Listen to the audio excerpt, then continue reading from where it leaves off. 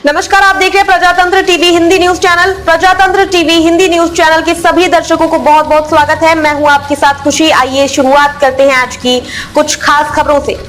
क्या ये मां के पेट से पैदा नहीं हुआ? अरविंद केजरीवाल ने पीएम मोदी पर बोला बड़ा वार। प्रधानमंत्री नरेंद्र मोदी के बायोलॉजिकल वाले बयान पर घमासान रुकता नजर नहीं आ रहा है। दिल्ली के मुख्यमंत्री अरविंद केजरीवाल ने आरएसएस से पूछा कि क्या वे प्रधानमंत्री के इस बयान का समर्थन करते हैं। उन्होंने कहा कि प्रधानमंत्री आए दिन टीवी इंटरव्यू दे रहे हैं और कह रहे हैं कि वे बायोलॉजिकल पैदा नहीं हुए हैं। मैं आरएसएस से जानना चाह रहा हूं कि क्या वे इसका समर्थन करते हैं। बीजेपी को लेकर लोगों में बहुत रोष है, क्योंकि लोग महंगाई से और बेरोजगारी से बहुत त्रस्त हैं पूरे देश में। लोगों को उम्मीद है कि प्रधानमंत्री उनके कुछ उसका समाधान निकालेंगे, लेकिन जब लोग टीवी ऑन करते हैं और प्रधानमंत्री जी को भाषण देते सुनते हैं तो वो देखते हैं कि प्रधानमंत्री जी गाली गलौज कर रहे हैं। लोग गाली तो नहीं सुनना चाहते। लोग ये उम्मीद करते हैं कि हमारे प्रधानमंत्री कोई पेट्रोल सस्ता करने की, डीजल सस्ता करने की बात कहेंगे, कुछ महंगाई से कोई रोजगार की बात करेंगे। प्रधानमंत्री जी अब खुल के बोल रहे हैं कि मैं आम इंसान नहीं हूं, मैं भगवान का अवतार हूं, मैं अपनी मां की पेट से पैदा नहीं हुआ, मैं इस पृथ्वी पे प्रकट हुआ हूं। आरएसएस अपना रुख साफ करे। आरएसएस चुप नहीं रह सकता। आरएसएस बताए कि क्या आरएसएस भी मानता है कि मोदी जी भगवान का अवतार हैं। सरकार चलानी है तो वो तो 300 में भी चल जाती है, तो 400 सीट चाहिए, 400 सीट चाहिए। तो इनके अंदर से पता चला कि ये रिजर्वेशन खत्म, एससी, एसटी और ओबीसी का रिजर्वेशन खत्म करना चाहते हैं। पंजाब में मुझे लगता है कि 13 की 13 सीट जनता मन बना चुकी है, क्योंकि पिछले 2 साल की जो हमारी सरकार है, हमने यहाँ पे बिजली फ्री कर दी, हमने यहाँ पे स्कूल बना रहे हैं ठीक, मोहल्ला क्लिनिक बना रहे हैं, हॉस्पिटल बना रहे हैं, बच्चों को नौकरी दे रहे हैं, रोजगार खूब दे रहे हैं। उससे जनता बहुत खुश है। तो 13 सीट आनी चाहिए। देश भर के हिसाब से अगर हम बात करें तो इंडिया ब्लॉक और बीजेपी को लेकर क्या पसंद होगा आपको? बीजेपी कितनी सीटें जीतेगी इंडिया ब्लॉक में? बीजेपी को लेकर लोगों में बहुत रोष है, क्योंकि लोग महंगाई से और बेरोजगारी से बहुत त्रस्त हैं पूरे देश में। मैं अभी काफी घुमा हूं देश भर में। घर का खर्चा नहीं चल रहा, बच्चे बेरोजगार बैठे हैं। तो लोगों को उम्मीद है कि प्रधानमंत्री उनके कुछ उसका समाधान निकालेंगे, लेकिन जब लोग टीवी ऑन करते हैं और प्रधानमंत्री जी को भाषण देते सुनते हैं तो वो देखते हैं कि प्रधानमंत्री जी गाली गलौज कर रहे हैं। प्रधानमंत्री जी कहते हैं अगर आपने इंडिया गठबंधन को वोट दिया तो ये अगर 2 भैंस है तो 1 भैंस खोल के ले जाएंगे। एक भाषण में प्रधानमंत्री जी ने कहा कि अगर आपने इंडिया गठबंधन को वोट दिया तो ये आपके घर की टूटी खोल के ले जाएंगे। अगर आपने इंडिया गठबंधन को वोट दिया तो ये आपका मंगलसूत्र छीन के ले जाएंगे। बॉम्बे में जाके प्रधानमंत्री बोले कि शरद पवार भटकती आत्मा है, उद्धव ठाकरे अपने पिताजी की नकली संतान है। लोग गाली तो नहीं सुनना चाहते। लोग ये उम्मीद करते हैं कि हमारे प्रधानमंत्री कोई पेट्रोल सस्ता करने की, डीजल सस्ता करने की बात कहेंगे, कुछ महंगाई से कोई रोजगार की बात करेंगे। तो लोग बहुत नाराज हैं। एक तरफ तो परेशानी हो रही है और दूसरा उनके प्रधानमंत्री बस गाली गलौज में पड़े हुए हैं। और आजकल प्रधानमंत्री जी कुछ अलग ही दुनिया में है।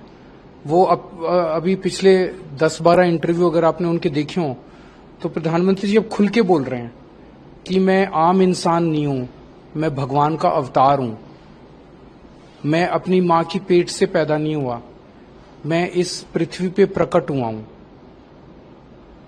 मैं आपके माध्यम से देश के लोगों से पूछना चाहता हूं, क्या आप भी मानते हो कि मोदी जी भगवान है?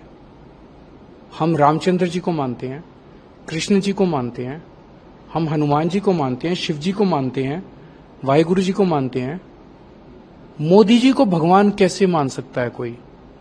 और आजकल इनके पूरे चेले चपाटे भी उनको, संबित पात्रा कहते हैं कि भगवान जगन्नाथ मोदी जी के भक्त हैं। नड्डा साहब कहते हैं कि मोदी जी देवताओं के देवता हैं। पता नहीं कौन सी दुनिया में जी रहे हैं ये लोग। जनता त्रस्त हो रही है, जनता के घर का खर्चा नहीं चल रहा, महंगाई हो रही है, बच्चे बेरोजगार बैठे हैं और ये अपने आप को भगवान माने बैठे हैं। हमको सबको तो कीड़े मकोड़े समझते हैं ये लोग।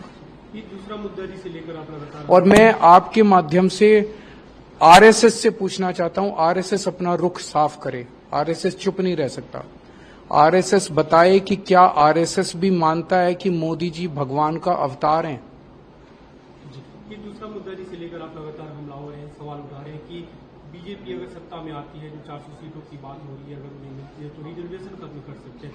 इस पे प्रधानमंत्री ने कई बार तुष्टिकरण दिया कि हम ऐसा बिल्कुल नहीं करेंगे, हम तो चाहते हैं कि रिजर्वेशन। तो 400 सीट क्यों चाहिए उनको? 400 सीट इसलिए चाहिए क्योंकि उन्होंने मन बना रखा है कि वो संविधान को पलट के और रिजर्वेशन खत्म करेंगे। सरकार चलानी है तो वो तो 300 में भी चल जाती है।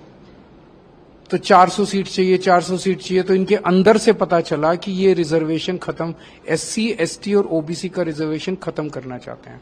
जब पकड़े गए तो अब वो मुद्दे को घुमाने की कोशिश कर रहे हैं। पंजाब के इन दिनों की आपकी जो कैंपेन हो रहे हैं, जो रैली रोड शो हो रहे हैं, गृह मंत्री अमित शाह का जो हालिया बयान था उसे लेकर आप लगातार सवाल उठा रहे हैं कि पंजाब की सरकार खत्म कर दी जाए। भारत के इतिहास में पहली बार ऐसा हुआ गया कि कोई गृह मंत्री किसी राज्य में आता है। अभी लुधियाना आए 2 दिन पहले गृह मंत्री जी, और पंजाब के लोगों को धमकी दे के गए हैं, खुलेआम धमकी, गुंडागर्दी, कि 4 जून के बाद पंजाब के लोगों ने जो सरकार चुनी है उस सरकार को बर्खास्त कर देंगे, गिरा देंगे, और तुमने जो मुख्यमंत्री चुना उस मुख्यमंत्री को हटा देंगे। कैसे हटा देंगे जी? 117 में से 92 सीट है, ईडी भेजोगे, CBI भेजोगे, क्या करोगे? डराओगे, धमकाओगे, खरीदोगे, क्या करोगे? मतलब खुलेआम गुंडागर्दी मचा रखी है। तो मैं अमित शाह जी को कहना चाहता हूं, पंजाब के लोगों का दिल बहुत बड़ा होता है। आप प्यार से मांगते तो 1 आध सीट दे देते, लेकिन अब धमकी दी है तो 1 जून को पंजाब के 3 करोड़ लोग बताएंगे, इस धमकी का जवाब देंगे। आपको 2 जून को जेल जाना था, फिर से तिहाड़ से, और सुप्रीम कोर्ट में अपील की गई थी, वहां से कुछ राहत मिलती दिखी गई, तो आप तैयार हैं फिर से जेल जाने? मैं बिल्कुल तैयार हूं, और मुझे फक्र है कि मैं जेल जा रहा हूं अपने देश को बचाने के लिए।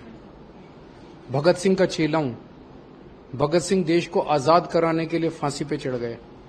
मुझे अगर देश को बचाने के लिए इस तानाशाही और इस गुंडागर्दी से जो माहौल इन्होंने बना रखा है, कहीं सरकार गिरा देते हैं, किसी के MLA तोड़ देते हैं, शिवसेना के 2 टुकड़े कर दिए, NCP के 2 टुकड़े कर दिए, सरकारें गिरा दी, सारे भ्रष्टाचारियों को अपनी पार्टी में इस तानाशाही के खिलाफ अगर मुझे 100 बार भी जेल जाना पड़े अपने देश को बचाने के लिए, मैं उसमें अपना रण अब प्रचंड है, बल है, बलवान है, क्रांति का संकल्प है, विकास में विश्वास है, नीतियों की राजनीति है, विचारों पर प्रहार है, वर्तमान है, इतिहास है, विपक्ष की हुंकार है, वादों पर विवाद है, चुनौतियों का अंबार है, राष्ट्र की है ये पुकार।